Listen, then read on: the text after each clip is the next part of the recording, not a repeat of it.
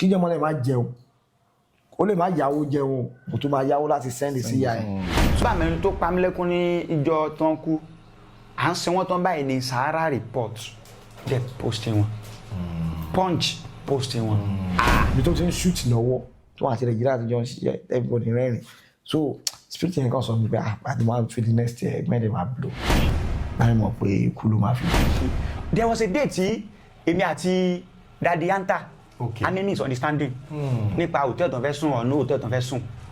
ṣe mọ̀ pé ọ̀gá mi dẹ̀ lọ ń dọ̀bálẹ̀ fún bàbá Yanta àwọn kan náà níṣẹ́ o àwọn kan ni producer àwọn kan ni producer o táìmù yẹn mo tó ti kúrò lọ́ndà wọn mo ti kúrò mo ti dá dúró ọ̀gá dẹ̀ lọ ń bá mi dọ̀bálẹ̀ fún wọn ìyẹn lásán ni bàbá Yanta wò pé nǹkan tó mú ọ̀gá ẹni tó fi ṣe báyìí àná mo gbọ́dọ̀ foríjì Fásòtọ́. recently nǹkan kan ṣẹlẹ̀ sí kan lára àwọn òṣèré wa ní industry Òkìkíọlá wọ́n máa ń pè ní John Mọ́lẹ̀ kọ́lọ́n fi oríjì kọ́lọ́n tẹ̀sáfẹ́fẹ́ rere iwájú tó dojú kọ ní bàjẹ́ ẹ̀yìn tó fílẹ̀ náà ní bàjẹ́ kí lẹ lè sọ nípa ẹ̀ àti pé ìgbà tẹ́ gbọ́ news yẹn báwo lẹ ṣe receive news yẹn. ṣe mọ̀ pé ọ̀gá mi gangan ni wọ́n. like ọ̀gá yín nídìí iṣẹ́ àwọn gangan náà kọ́ mi níṣẹ́. ṣùgbọ́n nǹkan tí inú mi fi dùn ni wípé nígbà tí mo mọ̀ wọ́n ó ní story kan tó ti máa ń sọ fún mi title ẹ̀ ní Abọ́jọ́kú. Abọ́jọ́kú. Elédùmarè fún mi lóore ọ̀fẹ́ àti produce fíìmù yẹn fún wọn. wow ẹ̀yin ni executive producer. mi bẹ́ẹ̀ ni fíìmù yẹn Abọ́jọ́kú. orí péjì olówó àbáyé. ó wà ní Olóòótọ́ Premium Plus. ok fún ẹ̀yin tiwa ẹ jọ̀ọ́ fíìmù Abọ́jọ́kú John Mọ́lẹ̀ Òkìkíọlá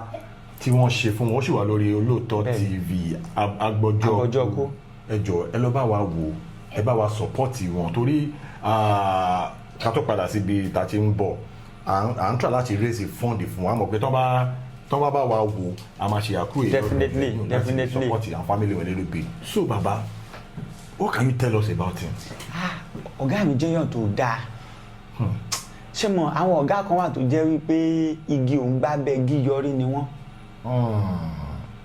because fún èèyàn bíi mi ní time tí mo sì fi wà pẹ̀lú wọn kí mi gangan tó ṣe freedom lọ́dọ̀ wọn ó kéré ó pin mo produce film bíi 4 lábẹ́ wọn ọ̀gá ẹ̀ ever sọ fún mi pé Fásòtọ́ owó tó fẹ́ fi ṣe fíìmù eléyìí jẹ́ kí mi dà pọ̀ mọ́ owó tèmi jẹ́ kí n ṣe fíìmù tèmi nígbà tí mo ṣe premier fíìmù mi Àmì Ìwò Àjà 2020 àwọn èèyàn fún mi lówó tó pọ̀ gan àwọn oníṣẹ̀ṣe ṣé mọ̀ pé ọ̀gá dúró tèmi gan ọ̀gá ẹ̀ gba owó wọn láwọn ò fẹ́ pé owó yìí fi produce fíìmù mi ni ọ̀gá ẹ̀ yọ owó títí yìí ọ̀gá láwọn ò ṣe ṣé mọ̀ kan tó fọ́ ni tọ́gá mi bàbá mi act wọn ní gbowó ọ̀gá ò ní gbowó oúnjẹ ọ̀gá máa ṣiṣẹ́ coordinator a máa tẹ̀ fi wọ́n ṣe ẹ̀yẹ coordinator àwọn náà ni wọ́n á ṣe PM àwọn náà ni wọ́n á tún ṣiṣẹ́ AD ọ̀gá máa sáré lọ sọ́tún sáré lọ sósì pé project ọmọ mi kò gbọ́dọ̀ bàjẹ́ tí fíìmù yẹn bá wá jáde tí fíìmù yẹn ò bá tún tètè lọ ọjọ́ kan wà tí mo sọ̀rọ̀ kan fún wọn bóyá fíìmù kan ẹlẹ́rìí ìpín wọ́n upload fíìmù yẹn wá wà ní bóyá day 3 fíìmù yẹn ò lọ dáadáa wọ́n á ní àbábaláwo kí ló dé tí fíìmù rẹ̀ ò lọ mo ní ọ̀gá mo ní ẹni tó bá lè tẹ̀lé rà ló lè tẹ̀lé fá nígbà míì nǹkan mi wà tó yẹ pé ó máa kọ́kọ́ slow later àpàdà ẹ̀yìn lóòótọ́ dẹ̀ ni ẹlẹ́rìí pín padà mówó ẹ̀ wá kí mò ń tà sọ ni pé ọ̀gá máa tún make sure pé àwọn tún ṣe follow up ọ̀gá lẹni tó máa ní kó mú owó wá ó lè ní Fásòtọ́ mo ní di 40,000 send ẹ̀ sí mi bí a kú ọ̀sẹ̀ kan tí fíìmù máa jáde send ẹ̀ sí mi tí máa ti wá send ẹ̀ sí wọn wọ́n lè sọ pé àwọn fẹ́ fi ṣe nǹkan ni o tó bá di bóyá ó kú ọ̀ láti fíìmù máa jáde ọ̀gá kan lè pè mí pé kí n wá tí máa ní mo busy wọn ni ó dáa wọ́n á fi fún wọn sí last week wọ́n á máa ṣàdúrà lọ́wọ́ wọ́n á pa ẹran owó tó ń gbà yẹn wọ́n fẹ́ fowó yẹn ra ẹran láti fi ṣàdúrà fún iṣẹ́ ọmọ ọlọ́mọ wọ́n á ṣe míì wọ́n lè má béèrè lọ́wọ́ mi ìlànà táwọn wà tí wọ́n nìyẹn torí pé mùsùlùmí òdodo ni wọ́n. ẹ sọ̀rọ̀ kan pé ìgbà tẹ premier fíìmù yẹn ẹ rí owó dáadáa as ọ̀gá yín ẹ kówó yẹn fún wọn. wọ́n ní kí n máa kó mi lọ. kò dẹ̀ at that point kò kí n ṣe pé bóyá wọ́n ní púpọ̀ o. ní bẹ́ẹ̀ ni wọ́n ní. but it was not greedy. so àánú Ọlọ́run wà fún wọn gan. wọ́n ní kí n máa kó mi lọ pé ká ṣe production mi ni èmi ni màá dẹ̀ ṣe transfer fún àwọn actors èmi kò sí pé bóyá kó wá mo ti pe ẹnìkan wọ́n á ní máa fi kọ́ṣẹ́ báyìí láyé máa ń ṣe sanwó fẹ́lẹ̀ báyìí láyé máa ń ṣe báyìí láyé máa ń calculate owó oúnjẹ crew báyìí láyé máa ń calculate owó oúnjẹ àwọn actors báyìí láyé máa ń negotiate owó tí nǹkan bá fẹ́ rí báyìí láyé máa ń ṣe kówó ẹ̀ sọ́wọ́ èló ló náwó kù èló ló sọ pé ó fẹ́ fi ya fíìmù gangan. kò dẹ̀ kí n ṣe pé owó wà lọ́wọ́ ẹ̀ kan bàbàrà o but he was not greedy he was contented pẹ̀lú nǹkan tí ó ní. tá bá parọ́ àwọn èèyàn ń wò wá wọ́n jẹ́yàn tó ní tẹ́lọ́rùn gan. jẹ́yàn tó ní tẹ́lọ́rùn. nǹkan tó dùn mí gangan ni pé àsìkò táwọn èèyàn bẹ̀rẹ̀ sí ní máa mọ jọmọ́lẹ̀ tó pé o ò lè wo film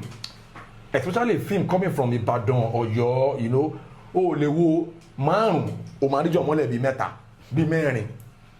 gbà tó bẹ̀rẹ̀ sí ní wà projected táwọn èèyàn ti ń pè. at some point tí máa fẹ́ act àbí tí mo bá fẹ́ produce mi ní fẹ́ cast èmi àtọ̀gá papọ̀ mi ní fẹ́ ká jọ ṣiṣẹ́ papọ̀. kí ló dé. ọ̀gá funny gan máa rẹ́rìn-ín ṣe mọ̀ tí bá ti wojú wọn lásán ojú wọn yẹn lásán àkọ́kọ́ payín lẹ́rìn-ín and that is one of the traits tí comedian gbọ́dọ̀ exhibit nǹkan tá a fẹ́ ṣe síta táwọn èèyàn fi máa rẹ́rìn-ín. ó ní fíìmù kan tí mo ṣe Ọbalúayé àwọn àti Sisi Quadri náà jọ act papọ̀ méjì ti dèrò ọ̀run báyìí Ọlọ́run jẹ́ kẹ́mi tàwágùn nǹkan tá a fi asín yẹn ó máa lé ní 2 hours èmi ni mo fa o. ẹ kàn rẹ́rìn lọ ni rẹ́rìn lọ ń tèmi ni. tọ́wọ́ ti pa action báyìí. ọ̀gá ní pòkórí ọ̀tá. ṣe understand so ọ̀gá mi jẹ́yàn tó funny gan Ọlọ́run fi comedy Ọlọ́run fi kò ń ṣe kákan rojọ́ lọ wẹ́rẹ́rẹ́ ní comedian you know the body gesture his dialect you know funny. iṣẹ́ yẹn dẹ̀ yé wọn ṣé stage ni ká sọ ọ̀gá mọ jójó wọ́n sọ bẹ́ẹ̀ wọ́n mọ ìlú lù wọ́n mọ orin kọ wọ́n dẹ̀ mọ iṣẹ́ ìtọ́jú àgbẹ̀. ní Ọ̀yọ́ wa nínú àwọn tó ṣètò ní ọmọọṣẹ́ tó ń kó àwọn ọmọọṣẹ́ káàkiri Jọmọ́lẹ̀ is one of them. CWES àwọn ọmọ láti inú exo wa àwọn ọmọ theatre art wọ́n wá ṣe CWES lọ́dọ̀ Òkìkí láti sped wọ́n á wá láti Ìbàdàn wọ́n á wá síbẹ̀ wọ́n á make sure pé àwọn ṣe rìhásà fáwọn tó jẹ́ student theatre person láti ilẹ̀ ni wọ́n. ọ̀rọ̀ tẹ́sọ̀ yìí láwọn a couple of times tèmi náà ti wá ṣiṣẹ́ ní Ọ̀yọ́ then Ìbàdàn láti pàdé he was such a jolly good fellow like kò kí òkìkí òkè mú lé ayé kò ń lejú he was always he was always everywhere is either smiling or laughing with people very simple very amiable very long. tọ́gà bá fi sọ pé mo pórí ẹ lọ kẹ́ni ẹ mọ̀ pé òun ti ṣe nǹkan tó yẹ kí ó jẹ gbà sí mo pórí ẹ lọ ní èdè Òkè Ògùn èdè Òkè Ògùn mo pórí ẹ lọ. àwọn parents wọn wá ń kọ́ àwọn ọmọ ń kọ́ báwo ni like from someone tí tẹ close tó jẹ́ ọ̀gá yín. ṣe rí mi lè sọ pípọ̀ but nǹkan burúkú ni kí látojú òbí ẹ̀ kú nǹkan burúkú ni kí mọ̀ jèsì tójú òbí ẹ̀ rọrùn tó bá tún wá jẹ́ pé mọ̀ jèsì tó jẹ́ pé òun ni olú tó jẹ́ pé bàbá dìpẹ́ǹdé lórí ìyá dìpẹ́ǹdé lórí àwọn ọmọ ọ̀gá sì tún kéré ìyàwó náà dẹ̀ tún wá ń bẹ nǹkan ńlá ni o ọ̀rọ̀ tó bá jẹ kún lọ ẹ̀rín léèyàn fi máa rín ilẹ̀ ṣe kí pé irú ojú tèmi yín náà kàn dá báyìí ẹ̀rù ń bẹ́ńlẹ̀ ẹ̀rù tó ga ń gbé nígbà tó fi wà láyé pọ̀ gan. bàbá wà ìyá wà. bàbá wọn wà ìyá wọn wà nítorí ṣe ní lánàá ni pé àwọn bàbá yẹn dẹ̀ ti wà nípò àgbà pípẹ́ nìyí náà ló ń ṣe ló ń fẹ́kì ẹ̀ wọn. ipò wà láwọn bàbá àtìyá yẹn fẹ́ wà báyìí. bàbá mi ló jẹ́ kí n sọ wípé ọ̀rọ̀ tó bá jẹ kún lọ àdúrà mi ni pé kọ́lọ̀ ń wo ìwà ọ̀gá mi Jọmọ́lẹ̀ kó fi san wọ́n lẹ́san kó jẹ́ kí n tán fi sílẹ̀ kó dáa ẹ̀yìn tí wọ́n kọjú sínú ojú tán fi sílẹ̀ kó dáa ẹ̀yìn wọn náà kó má bàjẹ́ ojú tán kọjú sí kó dáa kí ẹ̀yìn tán fi sílẹ̀ náà kó má bàjẹ́ ká má lọ síwí. ẹ̀yin tí wà nílé ẹnikẹ́ni tíyàn bá nípa láti ṣe ìrànlọ́wọ́ fún òun náà ni ẹnìkejì rẹ̀ wọ́n ní Jọ̀mọ́lẹ̀ Òkìkíọlá Adésínà Ọ̀ṣìn ó fi bàbá lẹ̀ ó fi ìyá lẹ̀ then according to information tá a gbọ́ wọ́n ní bàbá ti dàgbà ìyá ti dàgbà àwọn kan ti sọ pé ìyá wọn gan bí ìgbà tí wọn ò lè ó ti dàgbà. kò ń ṣe bí màmá ò ríran ọ̀gá náà ló most of àwọn owó tó yẹ kọ́ ọ̀gá kan there was ilẹ̀ kan wà tó yẹ tọ́gà fẹ́ rà lọ́dọ̀ mi ní àdúgbò tí mo wà so owó yẹn gan ti pé a ti ra lẹ̀ yẹn gan kò yẹ ká máa sọ àwọn kan yìí àwọn èèyàn wọn fi ń ràn wá o but káàkan sọ ti wá tá a bá sọ̀rọ̀ dọ́là ẹni tí ó bá ṣe nǹkan ló máa ṣe tá a bá dẹ̀ sọ di ọ̀túnla mẹ́wàá tí ò ní nǹkan ṣe ọ̀gá ní láti pè mí lọ́jọ́ kan pé wo màámi mi lè máa wo màámi ràn ẹ mọ èdè wọn yẹn a ní láti ta ilẹ̀ yẹn wọ́n fi take care màmá a ní láti ta ilẹ̀ yẹn láti fi take care màmá. ẹ̀yin tí wà nílé ọ̀rọ̀ lẹ ti gbọ́ yìí ẹ jẹ́ kí n fi opportunity yẹn torí a lot of people tó ń wò wá nínú industry kò sẹ́ni tí ò mọ Jọ̀mọ́lẹ̀ Adésínà Òkìkíọlá ẹ jọ̀ọ́ ẹ̀yin tí wà nílé ẹ̀yin tẹ́ bá fẹ́ ṣe ìrànlọ́wọ́ fún màmá àti bàbá àtàwọn ọmọ tó fi ilẹ̀ ẹ má hesitate láti reach out sí wa ẹ reach out sí wa bá ṣe whatever oore tẹ́ bá lè ṣe fún wọn oore tẹ́ bá fẹ́ ṣe fún màmá owó tẹ́ bá fẹ́ fi ràn wọ́n lọ́wọ́ ẹ reach out sí wa ní orí ètò lágbára Ọlọ́run a máa fi jíṣẹ́ a dẹ̀ ní plan lórí ètò náà láti rí i pé a bá màmá àti bàbá náà sọ̀rọ̀ torí we are all we got. bẹ́ẹ̀ni. gẹ́gẹ́ bẹ́ẹ̀ ṣe sọ́nsìn ọ̀gá yín náà jẹ́ wọ́n lè ṣe dáadáa. kò ń ṣe mi nìkan lè ọ̀gá ṣe dáadáa sí i ṣe mọ ọ̀gá tó jẹ́ pé kó tó di pé wọ́n kú gan student tó wà nílé ọ̀gá n ò lè less than 25. tó máa ń kóyàn mọ́ra. The only thing tó kàn ọ̀gá ni pé ò ní yọra pé ò jẹ rice àbí iṣu àbí ẹ̀kọ ò ní mú kọ torí ọ̀gá wọn fẹ́ràn ẹ̀kọ wọn ni mo fẹ́ mú kọ àárọ̀ bí kókó so ò ní yọra àwọn kan yẹn so ẹ̀yin bíi mẹ́wàá bá wá sùn sí wàá sùn ò ní yọra pé wàá sùn wàá jí wàá dẹ̀ jẹun ẹ̀dẹ̀ lọ ẹ̀dẹ̀ ṣe rìhásà kó tó di pọ́n more than 25 students ló sì tún wà lọ́dọ̀ wọn lọ ń gbé lọ máa ń wá bẹ́ẹ̀ lọ máa ń jọ ń wà. you know so èèyàn tó jẹ́ wípé ó ní impact nínú life ọ̀pọ̀lọpọ̀ èèyàn ní. àwọn èèyàn ti sọ oríṣiríṣi àwọn mo ti bá àwọn èèyàn kan sọ̀rọ̀ dẹ ẹ̀yin náà tún sọ the same thing náà lẹ́yìn náà tún sọ ló fi dá kéèyàn máa ṣe dáadáa. Tampan Ọ̀yọ́ state ẹ ṣe àdúpẹ́ o lẹ́tà head paper Tampan Ọ̀yọ́ state náà fi kọ lẹ́tà gbàgàdàgbàgàdà pé ìrànlọ́wọ́ àwọn fẹ́ ìrànlọ́wọ́ fún àwọn ẹbí wọn tèmi dẹ́ believe pé mi ò bóyá mi ni mi rí lẹ́tà bẹ́ẹ̀ yẹn rí o but ṣe mọ nǹkan tó mórí di association tó ní integrity tó ń protect tó ń fi wò pé ẹ̀yẹ yẹn ó bu wa náà ní kẹ́lẹ́ fẹ́ bu wa àwa tá a wà ní industry àmọ̀ kan àmà ṣe ti wa ẹ̀yin tẹ́ ẹ jẹ́ fans náà a ní the help látọ̀dọ̀ tí tó ń dẹ̀ kọ́ lẹ́tà yẹn tó ń dẹ̀ ń pín fáwọn èèyàn. torí fanbase Òkìkíọlá Jọ̀mọ́lẹ̀ fanbase ẹ̀ wá increase as at the time tí èèyàn kan sọ pé. ṣé mo tó bá mi tó pa mí lẹ́kún ní ìjọ tó ń kú à ń sin wọ́n tó ń báyìí ní Sahara report dẹ̀ posting wọn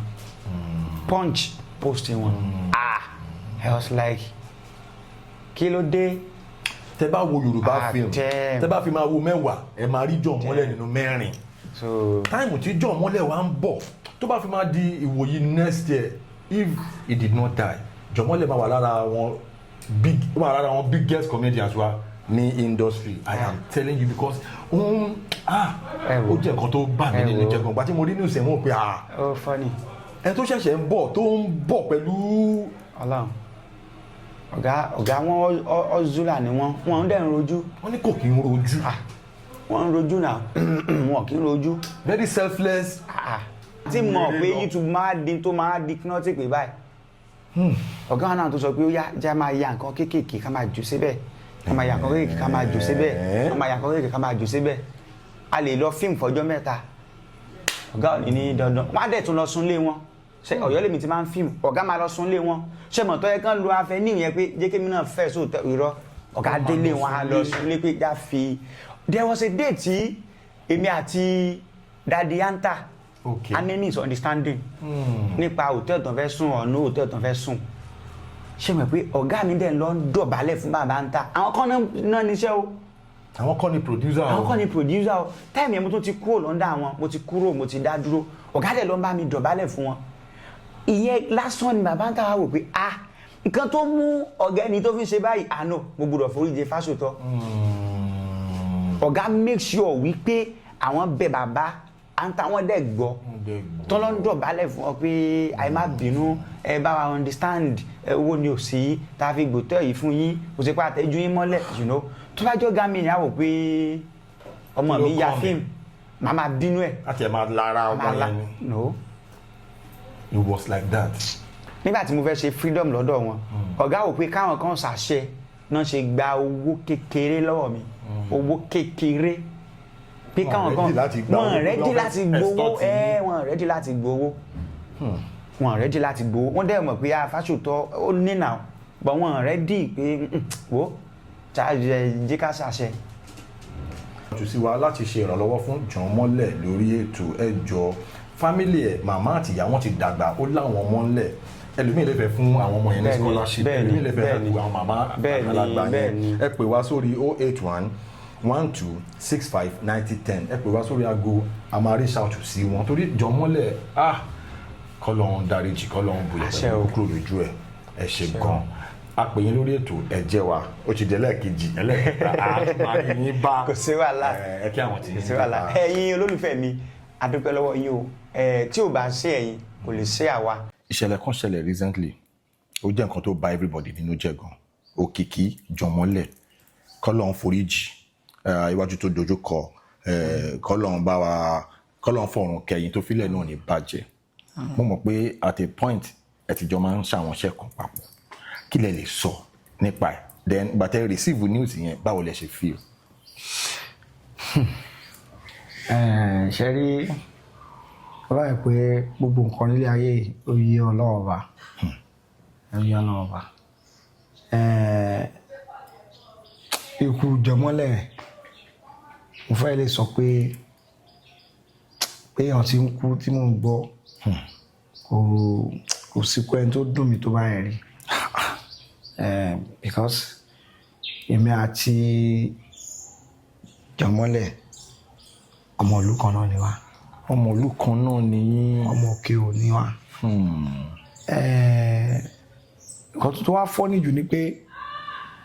ọjọ́ Sunday ni la ṣe pàtí Ìyá Ìbàdàn àjọ ríra. ẹjọ́ wa ń pàtí yẹn ni. àwọn tí ń lọ pẹ̀lú Bíọ́lá Fowóṣeré àtàjà Ìbàdàn èmi ń bọ̀. so mọ́tò wa dẹ̀ pàdé ara wa wọ́n dẹ̀ sọ̀kalẹ̀ àkíra wa. meanwhile Sunday lọ́jọ́ ẹ̀ Jọ̀ọ́mọ́lẹ̀ wa bá mi ṣe Thursday. so débi pé èmi mo tún sọ fún níjọ́ yẹn pé mo máa pè é bùdá máa pè é ní Tuesday olóhùn màmá respect kọ láì mọ̀ pé kò ní di Tuesday. ikú wọn dùn mí gan because ó jẹ́ nìkan tó jẹ́ pé wọ́n gbìyànjú gan nínú industry. wọ́n gbìyànjú gan. ìgbà tẹ́mi lọ sí mo sọ pé òkè òní mo ti lọ secondary school so ìgbà tí mo lọ secondary school yẹn Jọ̀ọ́mọ́lẹ̀ ní group theatre group so wọ́n máa ṣe film wọ́n máa ṣe stage fún wa ní school so náà máa fowó wọ wọn lọ́dún náà ibi tẹ́tẹ́ náírà la máa fi ń wọ wọn gbà yẹn so ìgbà yẹn lèmi ti mọ̀ wọn so ìgbà tẹ́mi kúrò tí mo parí school tẹ́mi bẹ̀rẹ̀ theatre tí mo di director láǹfààní láti jọ pàdé mọ́ but àwọn ọ̀rẹ́ mi tó jọ mọ òkè o tájọ ṣe kékeré so àwọn yẹn máa ń pè mí gbà Wálé Òkìkí òun pò Òkìkí síṣẹ́ ni mo ní ta lòkìkí yẹn mo gbọ́ tó máa ń ṣe stage fún wa ń gbà yẹn mo ní èmi ò dẹ́ni yẹn mọ̀mọ́ o mi ò jẹ́ àti ẹ̀yọ́ pàdé so for long yà pàdé meanwhile àwọn èèyàn ti máa ń pe àwọn náà pé ọmọ ìlú wa kan wà tó jẹ́ director panira saki ni pé wà kan náà so tóun náà ti ń wá mi so láǹfààní láti pàdé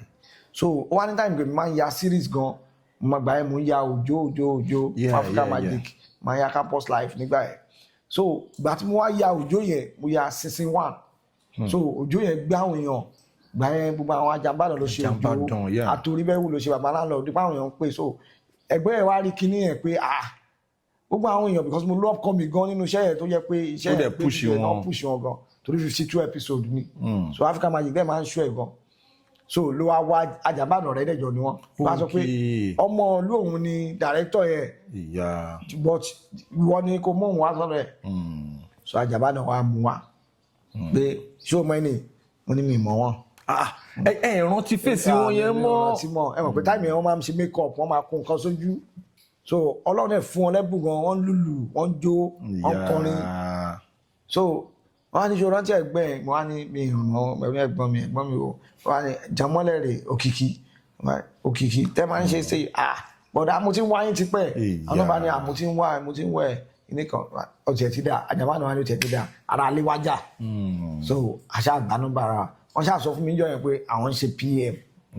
pé àwọn máa ń ṣe PM kọ̀ọ̀kan ṣùgbọ́n ẹ má wọrí àtijọ́ wà ní gbàtà máa ṣe the following job báyìí mo kàn pè wọ́n fún PM so gbàtà bá mi ṣe PM yẹn so mi feel ẹ̀ dáadáa so after gbà yẹn mi ò kàn pè wọ́n fún PM mọ́ ni so àwọn ṣe àwọn iṣẹ́ kọ̀ọ̀kan so wọ́n á pè mí jọ kan àbúrò mi kí ló ṣẹlẹ̀ ó pè mí mọ́ kíní kan mọ́ bọ̀dà ṣe fẹ́ gbọ́ mi ìfẹ́ rí yín fín mi dẹ̀ fẹ́ ṣẹ́yìn pé because PM yẹn ò tẹ́ mi lọ́rùn pé ẹni bá máa bá mi ṣe mi àti PM máa ń jà gan pé so kò dẹ̀ ní make sense ká máa sọ̀rọ̀ sí ní bọ̀dà ṣe gbádùn so mo ti ń rúdù nìyẹn mo ní so ẹ jẹ́ kí n máa pè é fún acting àwọn ní yóò dà fún acting yẹn gangan ni PM wo làwọn ṣe ibi tó lè máa ráwọn lò ní acting yẹn gangan ni wo ó ti dá wọn lọ́rùn so àti gbà ẹ́ mo dẹ̀ máa ń pè wọ́n fún acting kò sẹ́ni tó máa wo fíìmù mi gbà mí máa ya Òjó season 2 àwọn ò sí nínú season 1 season 2 yẹn ó kó láti lọ lù Gbádékú Jàgbọ́lá lọ lù wọ́n wà bẹ ara wọn lead role mo fún wọn lead role so àtìgbà yẹn mo dẹ̀ ti ń lò wọn àtìgbà yẹn mo ti ń lò wọn so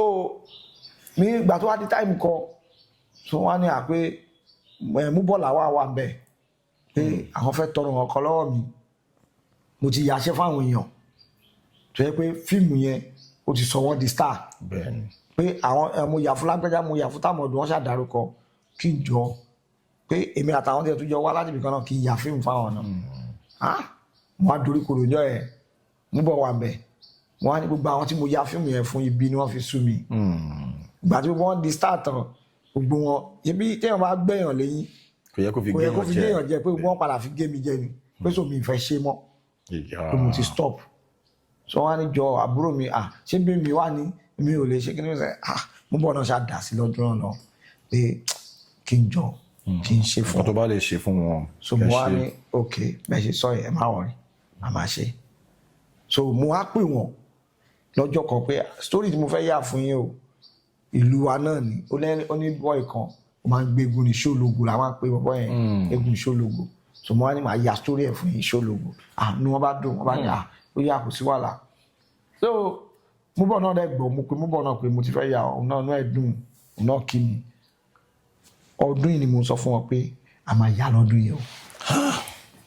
láì mọ̀ pé ọlọ́jọ́ máa dé so ẹ̀gbọ́n yẹn struggle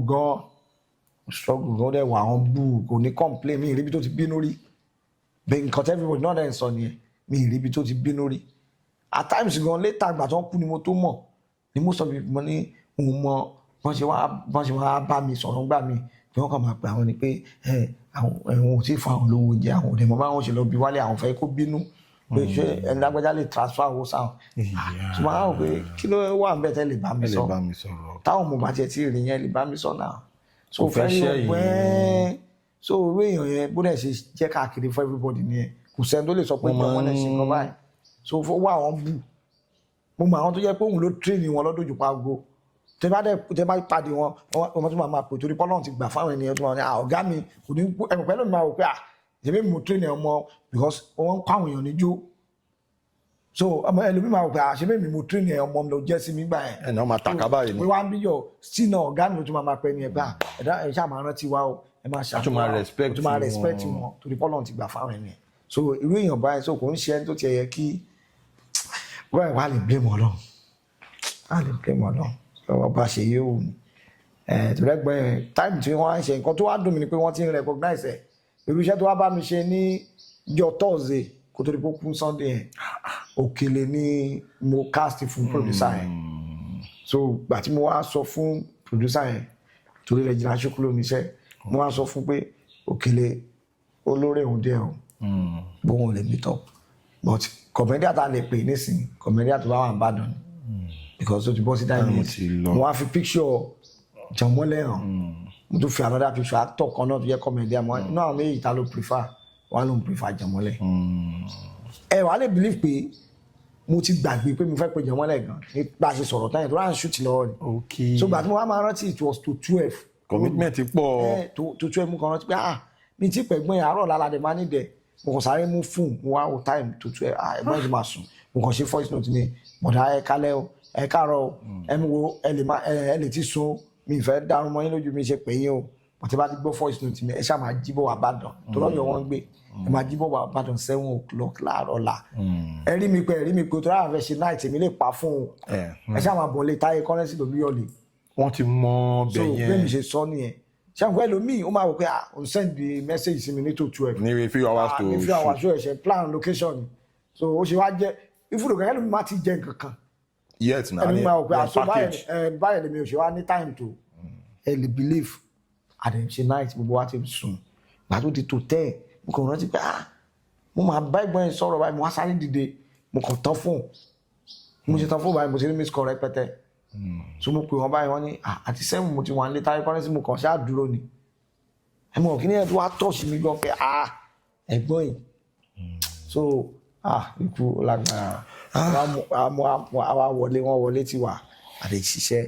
ibi tó ti ń shoot lọ́wọ́ tó wà àti Nàìjíríà àti jọ ń ṣiṣẹ́ everybody rẹ́rìn so spirit yẹn kan sọ mi pé àti máa fi the next year ẹgbẹ́ ẹ̀ máa blow.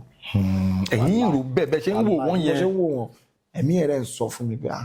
tó bá máa di next year ẹgbẹ́ ẹ̀ máa blow láì mọ̀ pé ikú ló máa fi gbé. torí already Jọmọ́lẹ̀ ti di actor tí àwọn èèyàn ti mọ̀ wọ́n ti ń accept ẹ̀ wọ́n ti ń tẹ́ bá rí Jọmọ́lẹ̀ nínú movie èmi gan máa wọ̀ pé wọ́n sọ fún yàrá mi pé bọ́bọ́ yìí ti ń ṣiṣẹ́ gan o. àní mo ṣiṣẹ́ woman kan Ìyá Ìjẹ̀bú so Ìyá Ìjẹ̀bú yẹn ó wá ní title Ìyá Ìsọnù ní title film yẹn so ó ní driver kan so òun bí lè pé driver yẹn pé bẹ́ẹ̀ máa gbé actor ńlá kan wá síbẹ̀ so ó kàn níta ni mo fẹ́ casting fún driver ró yẹn mo wá ní àpé Jọmọ́lẹ̀ ni ó ní Jọmọ́lẹ̀ àtàlẹ́ nìyẹn mo lẹ́yìn tó máa mọ̀ náà ni ó ní pé because òun wò pé torí pé òun àtẹnìyàn làwọn ẹjọ́ ṣiṣẹ́ kó jẹ́ bí kíni mo ní máa wọ̀ rí ẹni tó máa fún mi ní ẹbí mi mo kọ́ sọ ẹni tó máa fún mi ní nǹkan tí mo fẹ́ ìgbà tí Jọmọ́lẹ̀ máa dé fọ́ọ̀sì dáhùn kọ́ sí báyìí Ìyá Ìjẹ̀bú yẹn wá bá mi ní pé làwọn lè ṣe o mo really appreciate o onígbà tó ń mú iṣẹ́ yẹn Africa Magic gan wọ́n ní àwọn like actor tó lò yìí ó ṣe kọ́mọ actor ó ṣe comedy tó yẹ pé ó ti kọ́mọ báwo like comedy ẹ̀ so ó yẹ Ọlọ́run bá ṣá. gbà tí mo kọ́kọ́ gbọ́ news yẹn bá orí mi kọ́kọ́ tẹ̀lé mo wò pé Jọmọ́lẹ̀ ti gẹ́gẹ́ bẹ́ẹ̀ ṣe sọ lẹ́ẹ̀kan pé tó bá fi máa di ìwòyí next year Jọmọ́lẹ̀ máa ti wà ní high demand gan nínú industry. ó yọ lọ́n àwọn family ẹ̀ ń kọ́ àbí báwo lè ṣe ń ṣe kí ni. ṣe rí nǹkan tó ṣe pé wọ́n ní bàbá wọ́n sì ní bàbá wọ́n ní ìyá àti bàbá wọn àti ìyá wọn arúgbó ni wọ́n àwọn dẹ̀ làkọ́ bí àwọn ní breadwinner ìfúnni àwọn ló ń tọ́ ariwo tó máa ń pa pé ìjọ kan wọ́n pè mí wọ́n ní àmọ́ àwọn àbí mi tiẹ̀ gbọ́ ni mọ́ àwọn bá pè àwọn pé àwọn èèyàn ní wọ́n ti rí àwọn nu fíìmù o pé star lọ́mọ àwọn o pé láti sin lọ àwọn máa sẹ́ndì owó oúnjẹ lóṣooṣù àwọn máa sẹ́ndì owó oògùn sáwọn lóṣooṣù wọ́n á sọ pé wá ní àbúrò àgbà mi ni pé àwọn ò lè sọ̀rọ̀ fún ìyá tó lágbàlagbà níyà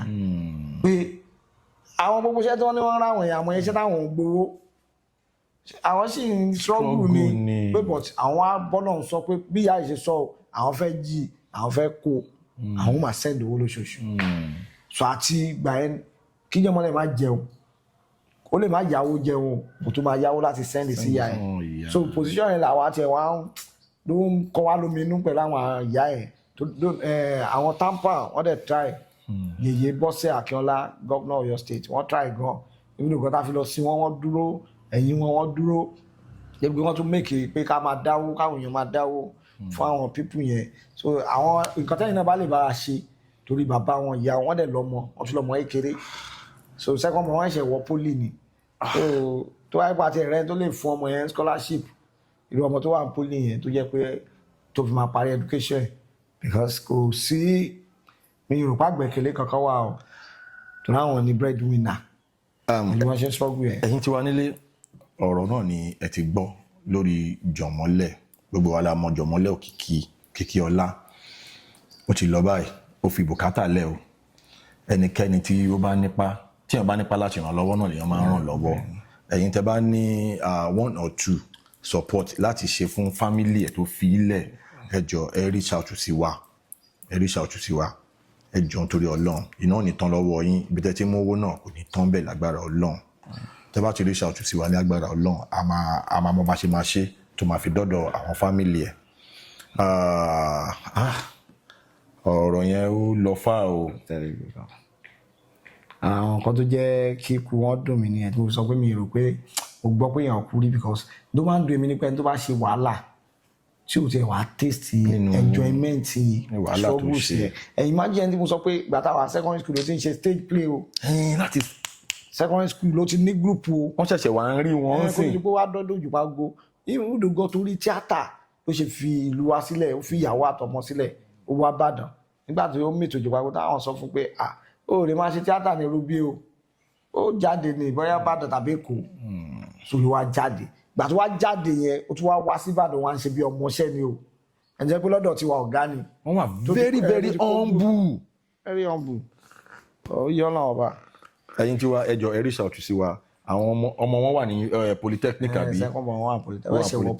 ṣẹ̀wọ̀ polytechnic ni ẹni tẹ́ bá fẹ́ fún wọn scholarship ẹni tẹ́ bá fẹ́ fi owó kan àbí méjì tẹ́ bá fẹ́ fi ràn wọ́n lọ́wọ́ ẹjọ́ ẹ reach out sí wa kí a lè support family Jọ̀mọ́lẹ̀ Òkìkí Ọlá k'Ọlọ́run foríjì ẹ̀yin tó filẹ̀ náà ní bàjẹ́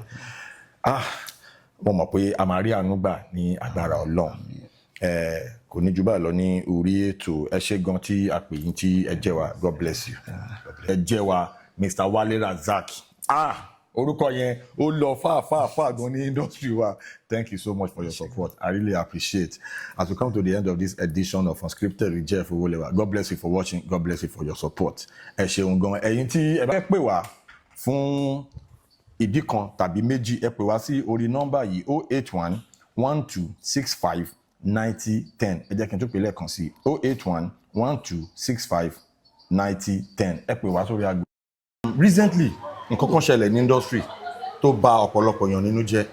ikú Òkìkí Ọlá aka Jọ̀mọ́lẹ̀ ó ní agbára gan kí Ọlọ́run kó foríjì k'Ọlọ́run dáríjì k'Ọlọ́run foríjì iwájú tó dojúkọ ní bàjẹ́ ẹ̀yin tó filẹ̀ náà ní bàjẹ́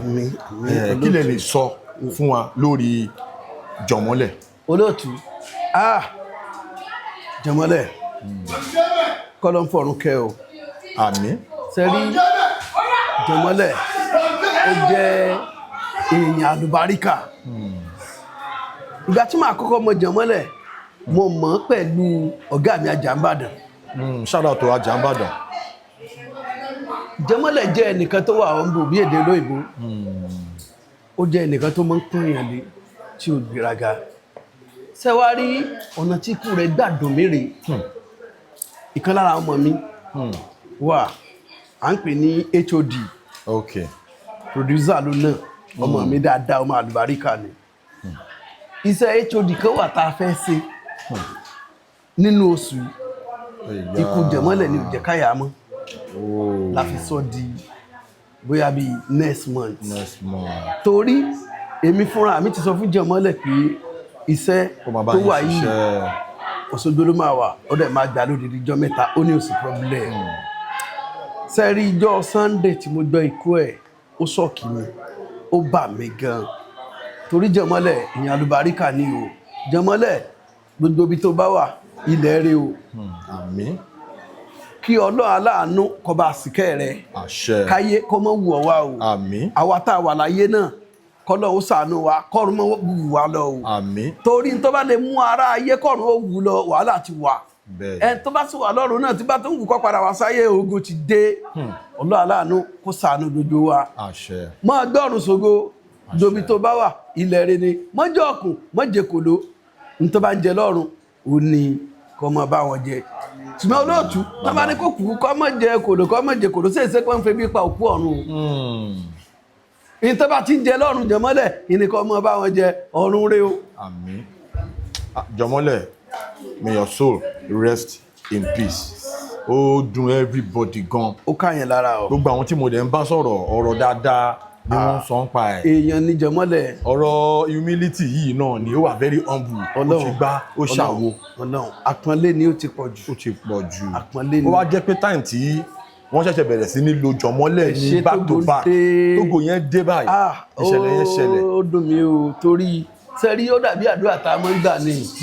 ògódé ẹ̀mí pé kọ́lọ́ mọ́ fi sì pín wa. àṣẹ. ṣùgbọ́n gbogbo ìgbà tí kálukú ọ̀bà lọ wọ́n ní ká kú lọ́mọdé kó yẹ ni ó sàn ju ká dàgbà ká mọ́ ládìí ẹ̀rà ni. ó yẹ jẹ̀mọ́lẹ̀ o ó yẹ jẹ̀mọ́lẹ̀ o tí ọba àlù bá kú kò lè yẹ jù bẹ́yẹn náà lọ so ó yẹ jẹ̀mọ́lẹ̀ o torí àtìró lórí orílẹ̀-èdè kan rí tó kú tó ẹgbẹ́ fẹ́ bí ìjọsìnkú adé wọ́n ṣe sìnkú ẹ̀. bẹ́ẹ̀ni. ṣùgbọ́n tẹ́ bá wo ìsìnkú jẹ̀mọ́lẹ̀ ara àwọn àlùbáríkà tí mo sọ pé ó ń bẹ nínú iṣẹ́ eré orí ìtàgé nù àbọ̀rọ̀ mi ò yé yín ara àwọn àlùbáríkà tó wà nínú iṣẹ́ eré orí ìtàgé nù iṣẹ́ eré orí ìtàgé àlùbáríkà gidi ni o. bẹ́ẹ̀ni ní bàjẹ́. àwọn fáǹsì yín tó ń wò yìí ẹ kí wọn. ẹ̀yin tí wà nílé mo kí yín o pàápàá jùlọ ẹ̀yin tí Kútàǹtì torí inú mi máa ń dùn tí n bá débí wọn á pariwo Kútàǹtì tí n bá dọ̀hún wọn á pariwo Kútàǹtì ìlú Òṣogbo ni mò ń gbé sáwárí ìlú Òṣogbo gan wọ́n tún fẹ́ mọ́mọ́ mi bí àwọn ìlú yòókù tí n bá ń lọ nínú mọ́tò bóyá mo wa mọ́tò ara mi ni o àwọn ọlọ́pàá tí wọ́n bá ti lè rí mi báyìí ráńkà dèdè ni bàbá ẹ máa lọ pàápàá tí n bá gbọ́kọ̀rìn tí n bá lọ wọ ọkọ̀ èrò tí dírẹ́fà mi bá ti ń gbẹ pé àwọn ọlọ́pàá tó ti dé òkèdè kan máa ní máa lọ tó bá ti lè rí mi wájú ọkọ̀ àánú Ọlọ́run ni òkì sóògùn o wọ́n bá dé àwọn eléré oríta yé ire àwọn tíátà ire adẹ́rìnpọ̀sọ̀dún ire ẹ máa lọ sálùbárí kàfẹ́ tó bá mi. kò tí ì tójú yẹn lọ mọ́. so ẹ̀yin tí wá nílé ẹ̀ ní ṣubú ara ẹ̀ ní ṣubú ẹ̀mí ojú tẹ́ fi wá wò wá ò ní fọ́ àpò tẹ́ ń kọwọ́ bọ̀ tẹ́ ti mú owó tẹ́ ti wo àwọn fíìmù wa yóò máa dọ̀tí ni àpò yín ò ní tuntun láéláé ẹnu àpò yín mo sọ kò ní tuntun tọrẹ ẹnu àpò ẹ olóòtú ẹni àpò ẹ bá ti ń tuntun ó búrọ́kì ó sì ní jẹ́ bẹ́ẹ̀ ẹnu àpò yín mo sọ fún yín lágbára Ọlọ́run ẹnu àpò yín ò ní tuntun yóò máa dọ̀tí ni ojú tẹ́ fi ń wò wá kò ní fọ́ lẹ́ẹ̀kan sí o ní gbogbo ọ̀nà ẹ̀yin náà máa rà àánú gbà rọ̀bìrọ̀bì orílẹ̀-èdè yìí kò ní borí èmi àtẹ̀yìn ẹ ṣé olóòtú àdúpẹ́ lọ́wọ́ yín Ọlọ́run nífẹ̀ẹ́ yín náà. àmín ṣé ẹ ṣe ń ṣe iṣẹ́ mẹkáníìkì yín. mo ṣiṣẹ́ mẹkáníìkì o mi lọ náà mi olóòtú. celebrity mẹkáníìkì. Elédùmarè o iṣẹ́ mẹ́kò òun wà lẹ́gbẹ̀ẹ́ kan àwọn ọmọọṣẹ́ wọn wà ń bẹ̀ nọ́mbà yẹn lọ tá a mójútó kára mọ́tò kàtà mọ́tò ìyẹn náà ń bẹ lẹ́gbẹ̀ẹ́ kan ṣẹ́wárí ṣeré orí ìtàgé ẹ̀bùn Ọlọ́run nìyẹn tó fún wa ìyẹn náà tó wá ń lọ láàrin wọn kò tí yé yín láàrin wọn bó ti wù kó jẹ́ pé ìṣeré orí ìtàgé kò fẹ́ orogún òwò ṣùgbọ́n adúpẹ́ fọ́lọ́run fi rọ̀ wá lọ́rùn. adúpẹ́ fọ́lọ́run ẹ fún àwọn aráalé ní social media handle yín àwọn tó bá fẹ́ follow yín TikTok Facebook. tí ẹ bá ti fẹ́ follow wa ní Facebook ẹ sáà ti tẹ Kútàǹtì bọ́ tí Facebook gangan nǹkan tiẹ̀ ní ìzù bí ọ̀jẹ́ kí ló ti máa ń pè wá tẹ́ ẹ máa ń wò Facebook kí ló ti máa ń pè YouTube wa ní kẹ́ ẹ lọ wò